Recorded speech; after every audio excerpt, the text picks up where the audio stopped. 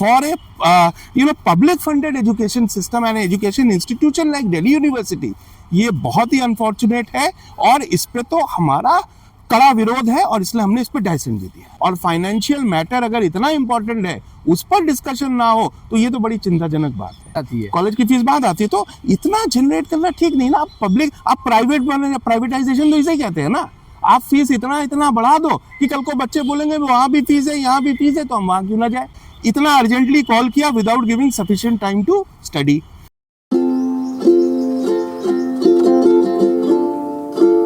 नमस्कार, स्वागत है आपका हमारे इस YouTube चैनल पर। मैं मुनमुन श्रीवास्तव आपका हार्दिक अभिनंदन करता हूं। दिल्ली विश्वविद्यालय ने आज एक ऑनलाइन एमरजेंट एग्जीक्यूटिव काउंसिल यानी EC की मीटिंग बुलाई।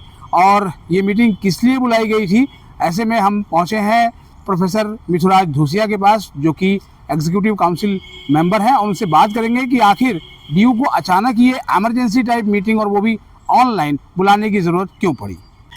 धन्यवाद मुनमुन जी। आपने बहुत ही बढ़िया सवाल पूछा। ये मुद्दा बहुत ही गंभीर है। देखिए, कल शाम 4:30 के तकरीबन 4:24 4:25 के समय एक ईमेल आया हमें सारे एग्जीक्यूटिव काउंसिल मेंबर्स को कि आज 3 बजे इमरजेंसी ऑनलाइन मीटिंग है। एजेंडा क्या रखा है? एजेंडा रखा है 2024-25 का जो adoption of audited annual account statement है, वो फाइनेंशियल स्टेटमेंट 2024-25 का है। तो आप देखिए प्रॉब्लम कितनी है। एक तो ये खुद कह रहे हैं उस ईमेल में कि फाइनेंस कमेटी की मीटिंग 7 जनवरी को हो चुकी है जी। अब मीटिंग बुला रहे हैं ये 6 तारीख को, तो 1 महीने क्या कर रहे थे।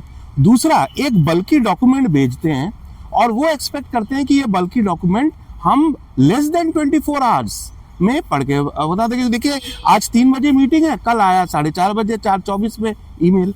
और फिर इस तरह से इतना कम टाइम देना, और ये मीटिंग में बताऊं तकरीबन 16-17 मिनट में ऑनलाइन मीटिंग खत्म हो चुकी। सो देखिए प्रॉब्लम क्या है।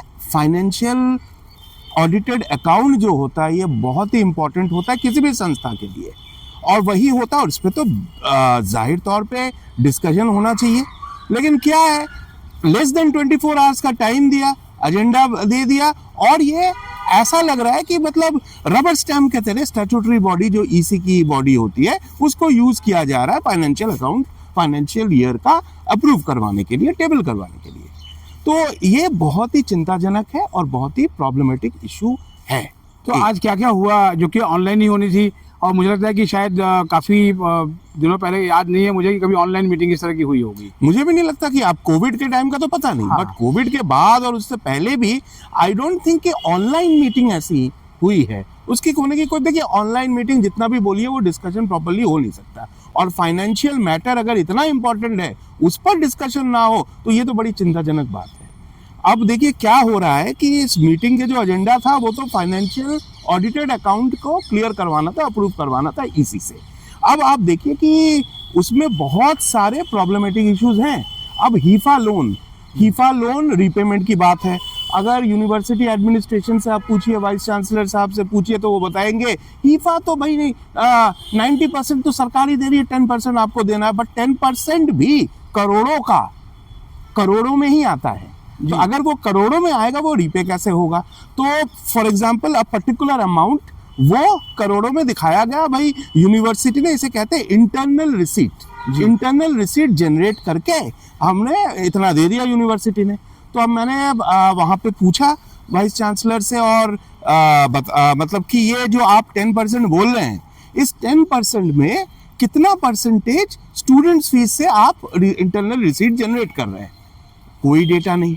अब देखिए इतना महत्वपूर्ण बात है, फाइनेंशियल अकाउंट ऑडिट क्लियर हो रहा है और ये डेटा तक नहीं है कि आप जो इंटरनल रिसीट जनरेट कर रहे हैं वो भाई उसमें स्टूडेंट फीस कितना, बिकॉज हमारा एक्सपीरियंस रहा है कि स्टूडेंट फीस अब तो पहले सालाना बढ़ती थी, अब तो ट्वाइस ए ईयर बढ़ रही है जी। हाँ, और अगर 7 to 10% इंक्रीज भी हुआ पर स्टूडेंट का, तो आप देखिए कॉर्पस कितना जनरेट होता है, कितने सारे स्टूडेंट्स हैं, उनका फीस लेके कितना जनरेट हो रहा है। ठीक है, तो ये एक बहुत ही मेजर इश्यू है। इस पे तो मैंने अपना पूरा डाइसेंट दिया है, बोल भी दिया। आज आपने डाइसेंट भी दिया? हाँ बिल्कुल डाइसेंट दिया, इस पे पूरा ही डाइसेंट दिया पूरे इश्यू पे। एक ये मामला था, 3 चीजों पे। देखिए, एक तो इतना अर्जेंटली कॉल किया without giving sufficient time to study.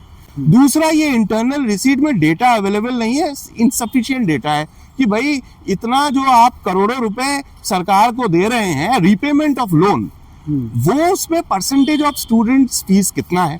ठीक है। अब तीसरी, मैं एक बहुत ही चौंकाने वाली बात बताता हूँ आपको, इसमें भी मेरा डाइसेंट था कि ये 2024-25 में जो बच्चों से फीस ली गई है कंपेयर किया है 2023-24 का, मतलब current year compare to previous year. अब मैं बता दूं, चौंकाने वाली बात है, देखिए आंकड़ों का सवाल है, मैं गलत नहीं बोलूंगा इसलिए आंकड़े में लेकर ही आया हूं। देखिए करंट ईयर में ये इनकम एंड एक्सपेंडिचर में ये दिखाया गया, हम लोग बच्चों से 292 करोड़ प्लस कुछ है, अराउंड 292 करोड़ हमने बच्चों से फीस ली है डिफरेंट फॉर्म जी। पिछले साल दैट इज 23-24 में ये आंकड़ा था 195 crore, 195 plus something, around 195 crore. तो देखिए एक ही साल में 66.88% जंप हुआ है बच्चों की फीस। तो अब ये तो चौंकाने वाली बात है ना। तो इस पर भी मैंने पूछा कि आप पूरा डेटा दिखाइए, क्या है ये, इतना कैसे हो गया, ये जंप कैसे हो गया इतना। अब 7 to 10% बोल रहे हैं कि हम तो इन्फ्लेशन देख के 7 to 10% इंक्रीज करते हैं, लेकिन प्रॉब्लम है हर बच्चे का आप बोल रहे हैं, आप तो वो एक बच्चे का बोल रहे हैं, पूरे 5000 बच्चों का देखिए एक कॉलेज में या कुछ, तो उसका कितना अमाउंट होता है। तो ये जो शॉकिंग राइज है दैट शोज कि अब यूनिवर्सिटी ओपनली ये कहना नहीं चाह रही है, लेकिन जैसा हमने पहले ही आशंकाएं बताई थी और पहले भी डाइसेंट दिया था और आज भी ये डाइसेंट दिया, भाई हीफा लोन जो ले रहे हैं उसको तो चुकाना पड़ेगा। वो चुकाने के लिए ही फीस बढ़ रही है, और साल में एक बार नहीं, साल में अब 2 बार बढ़ रही है। So for a public funded education system and education institution like Delhi university, ये बहुत ही अनफॉर्चुनेट है और इस पे तो हमारा कड़ा विरोध है और इसलिए हमने इस पर डाइसेंट दे दिया। क्योंकि इस साल तो जहाँ तक मुझे याद है कि 2 तारीख को एक नोटिस निकला था कि फीस बढ़ा दी गई है यूनिवर्सिटी की। बिल्कुल बिल्कुल 2 तारीख का मैंने देखा कि एक नोटिफिकेशन था और वो फीस बहुत ज्यादा है और केवल यूनिवर्सिटी की फीस है, कॉलेज की फीस तो उसके बाद आती है। कॉलेज की फीस बाद आती है, तो इतना जनरेट करना ठीक नहीं ना। आप पब्लिक, आप प्राइवेट बने, प्राइवेटाइजेशन तो इसे कहते हैं ना। आप फीस इतना बढ़ा दो कि कल को बच्चे बोलेंगे वहां भी फीस है यहाँ भी फीस है, तो हम वहां क्यों ना जाए। सो इस तरह से फीस बढ़ा के, देखिए हर तबके का बच्चा आता है, आप किसी भी कैटेगरी किसी भी कास्ट के बच्चे को, अगर गरीब है वो बच्चा कैसे पेमेंट करेगा, तब आप उसको उसके लिए दरवाजा बंद कर रहे हैं। अच्छा, कुछ जगह बोलते हैं कि हम तो स्कॉलरशिप भी देते हैं, और भाई स्कॉलरशिप कितने बच्चों को देते हो आप? हाँ, वो FSS की बात करते हैं, फाइनेंशियल सपोर्ट स्कीम। हाँ, फाइनेंशियल सपोर्ट सिस्टम आप जितना भी अच्छा करें कम ही बच्चों को दे पाओगे, सिस्टम ही ऐसा है। लेकिन इससे जो बाहर, मतलब बहुत एक सेक्शन ऑफ स्टूडेंट पॉपुलेशन है, वो तो फिर रह जाएगा ना। तो इसीलिए हमारा कड़ा विरोध है कि फीस नहीं बढ़नी चाहिए। और इस तरह की जो मनमानी हो रही है, ऑनलाइन इमरजेंसी मीटिंग 16-17 मिनट की चली, केवल 16-17 मिनट, केवल 16-17 मिनट, नाम इमरजेंसी मीटिंग पर चली केवल 16-17 ऑनलाइन चले। आप ये भी जानते हैं ऑनलाइन में ठीक तरह से डिस्कशन भी नहीं हो पाता है। तो ये जो खिलवाड़ हो रही है ना, तो क्या ये औपचारिकता सी थी जो है? मुझे तो ये लग रहा है कि ईसी जैसे स्टैट्यूटरी बॉडी को अब रबर स्टैम्प की तरह यूज किया जा रहा है कि भाई वहां से आ गया और हमें तो ये करना ही है। तो इसीलिए बहुत इंपॉर्टेंट है कि मतलब इन सब चीजों को आगे रिपीट ना हो, इसके लिए इस समय कड़ी निंदा करना बहुत जरूरी है। तो क्या आपको लगता है कि आने वाले दिनों में जो है फिजिकल फॉर्म में भी जो है वो ACEC बुलाया जाएगा? हम तो चाहेंगे ACEC फिजिकल फॉर्म में ही हो, और ये जो अपवाद बोलिए, जो भी एक्सेप्शन बोलिए, this is totally unacceptable.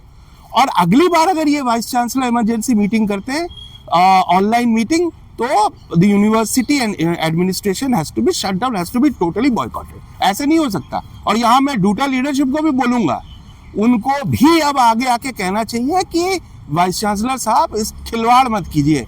ECAC बहुत सालों से आया है, बहुत सालों से आगे भी जाएगा, इसको प्लीज प्रिजर्व करके रखिए, तोड़िए मत, खराब मत कीजिए। तो आपने सुना प्रोफेसर मिश्रा धूसिया को, जो कि EC सदस्य हैं, उनका कहना यही है कि आज उन्होंने डाइसेंट दिया क्योंकि अचानक इस तरीके से मीटिंग बुलाना और वो भी 17 मिनट के अंदर में जो है वो ऑनलाइन मीटिंग का खत्म हो जाना एक औपचारिकता की तरह ही है। अब देखना यह है कि आने वाले दिनों में क्या दिल्ली विश्वविद्यालय में मीटिंग्स इस तरह की होगी, और अगर ये एमरजेंट मीटिंग थी तो वो इतनी जल्दी खत्म कैसे हो गई। फिलहाल ये सवाल जो है वो विश्वविद्यालय के गलियारों में गूंज रहा है। हमारे चैनल पर नए हैं तो किसी भी अपडेट के लिए इस चैनल को सब्सक्राइब कर लें और मिलते हैं एक और एपिसोड के साथ। तब तक के लिए नमस्कार।